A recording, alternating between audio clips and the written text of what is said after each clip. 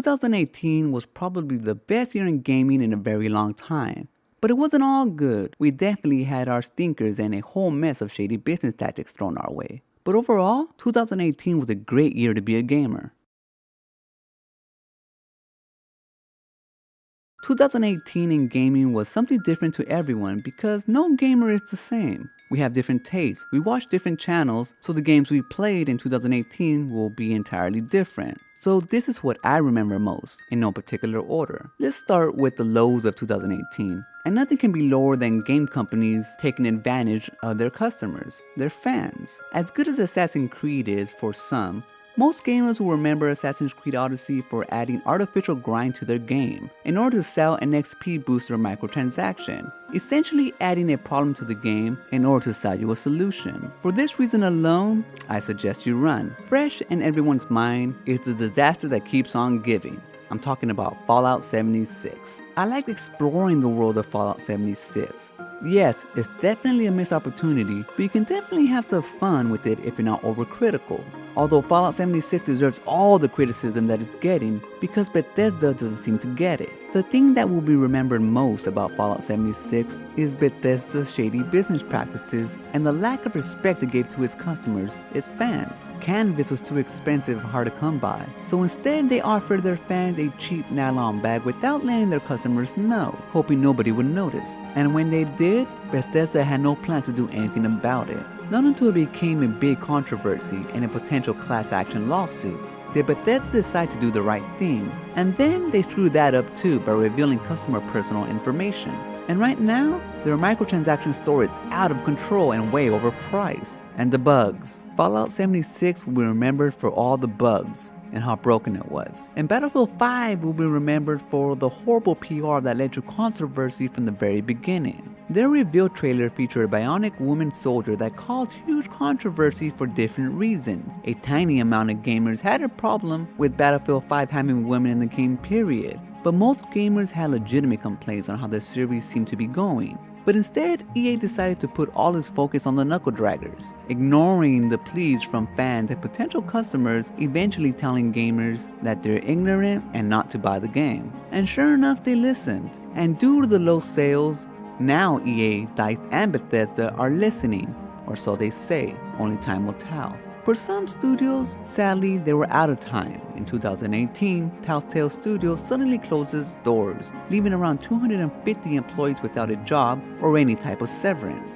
It was due to bad management, game saturation, and the inability or unwillingness to adapt to a changing market. I was never a fan of the gameplay, but I do respect the studio's mark in the video game industry. Too bad it had to end like this. Another studio that bit the dust was Boss Key Studios. Cliffy B, creator of Gears of War, couldn't strike gold twice. With Lawbreakers, they threw their grenade in the overcrowded hero shooter genre, hoping to compete with the likes of Overwatch, or at least leave its mark, but ended up being nothing but a complete dud.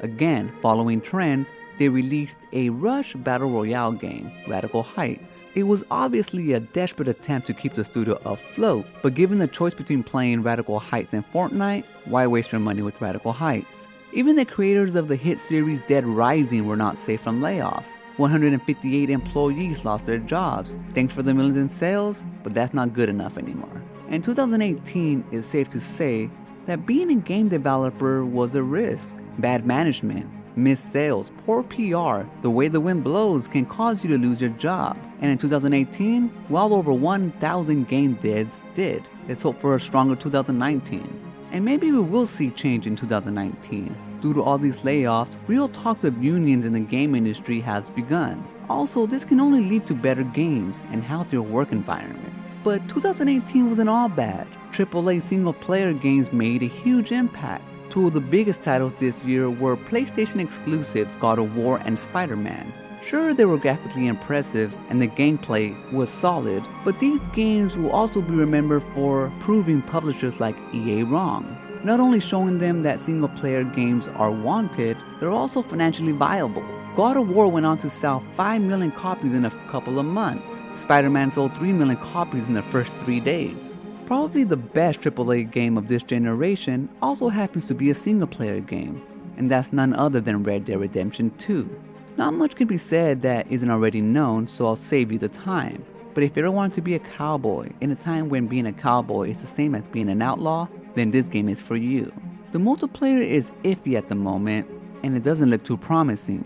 I guess we'll have to wait till 2019 to see what it becomes. My favorite remaster of 2018 was Shenmue. It was definitely misunderstood by some creators who played it for the very first time. But for me and other gamers who played this game when it was first released on the Sega Dreamcast, it took us back to a time when games were a bit more innocent, when they were a labor of love for the game developer. They weren't afraid to dream big and try new things. Shenmue was revolutionary for its time. It had an open world with NPCs with a day and night cycle. It had vendors who closed and opened shop. Shenmue even had an arcade where you can pass the time, playing Sega vintage games. It may be nothing special now, but Shenmue also had collectible figures from different Sega games that you could collect. And they were really addicting to collect. These days, publishers would put stuff like this behind a paywall, behind microtransactions. Speaking of older games, I have to include the much beloved classic consoles. It started with the classic NES in 2017. It was huge, outsold everywhere, scalped online at ridiculous prices. But 2018 not only brought back the classic NES, Nintendo also released the classic Super Nintendo. And just like the older brother, it was a smash hit. The Super Nintendo was my favorite console as a kid. The classic Super Nintendo has Super Mario World,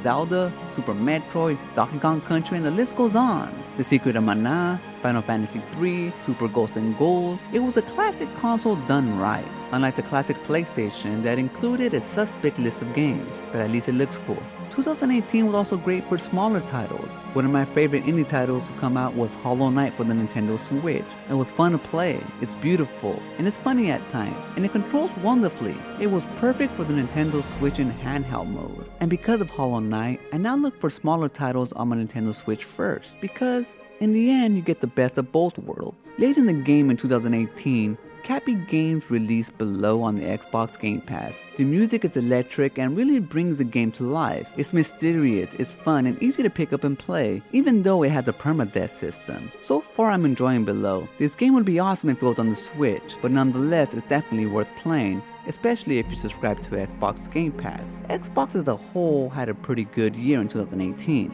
It didn't have many exclusives, but overall as a company it started to focus on the right things. It bought up a bunch of studios in 2018 to fix its game issues, but most importantly it started to focus on the consumer and the way we play games. Microsoft introduced the Xbox Adaptive Controller, a controller that gives disabled people the chance to play video games. It may not seem like a big deal, but when you look at it from a humanitarian standpoint, it really is. It gives people who otherwise wouldn't be able to a chance to connect with others, and not just connect, but engage with them and contribute as part of a larger whole.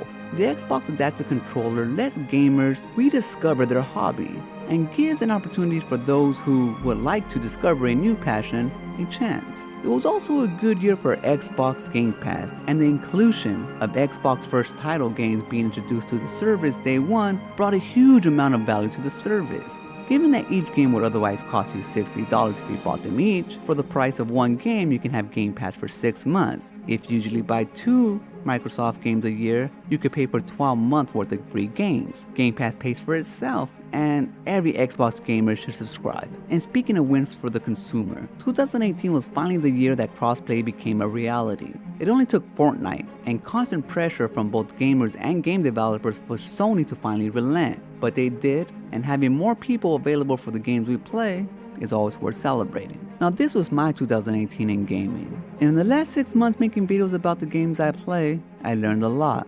It's not easy, but rest assured that Potion Sword Run will only get better in 2019. Thanks for watching.